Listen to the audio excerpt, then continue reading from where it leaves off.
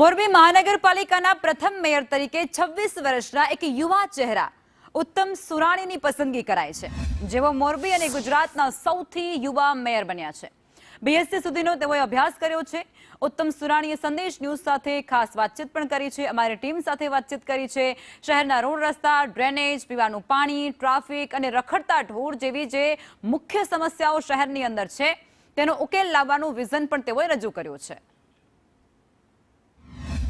સૌરાષ્ટ્રનું Paris એવું મોરબી અને મોરબી નગરપાલિકામાંથી મહાનગરપાલિકા બન્યું છે। મહાનગરપાલિકા બનતાની સાથે જ ગત વખતે જે નગરપાલિકા હતું ત્યારે 52માંથી 52 બેઠકો મળી હતી ને મહાનગરપાલિકામાં પણ 52માંથી 52 બેઠકો મળી છે, એટલે કે લોકોનો ભાજપ પર ભરોસો યથાવત છે।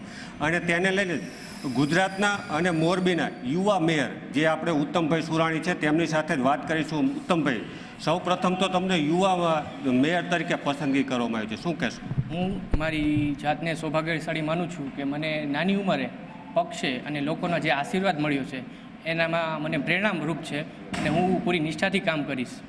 જે પણ સમસ્યાઓ છે એ આગામી દિવસોમાં જલ્દીથી જલ્દી ઉકેલ આવશે અને જે રોડ રસ્તા, ડ્રેનેજ અને સ્ટ્રીટ લાઇટો એ સમસ્યાઓ જલ્દી નિરાકરણ આવે એવું અમારો પ્રયાસ રહેશે। અત્યારે અહીંયા પાણીની લાઈનો અને રોડ આગામી દિવસોમાં શરૂ થઈ જશે અને એમએસએમઈ ઉદ્યોગો, લઘુ ઉદ્યોગોને અમે પ્રોત્સાહિત કરશું અને લાતી પ્લોટને અમે ઝળહળતું બનાવીશું।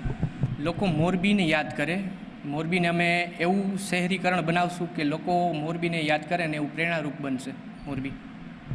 આ હતા મોરબીના યુવા મેયર ઉત્તમભાઈ સુરાણી, જેઓ મોરબીને આગવી ઓળખ આપશે, કારણ કે જે રોડ રસ્તા, ગટર, આ જે પ્રશ્નો છે તે પ્રાથમિક સુવિધાઓ લોકોને ઝડપી મળે તે માટે પ્રયત્નશીલ રહેશે। જગદીશ પરમાર, સંદેશ ન્યૂઝ, મોરબી।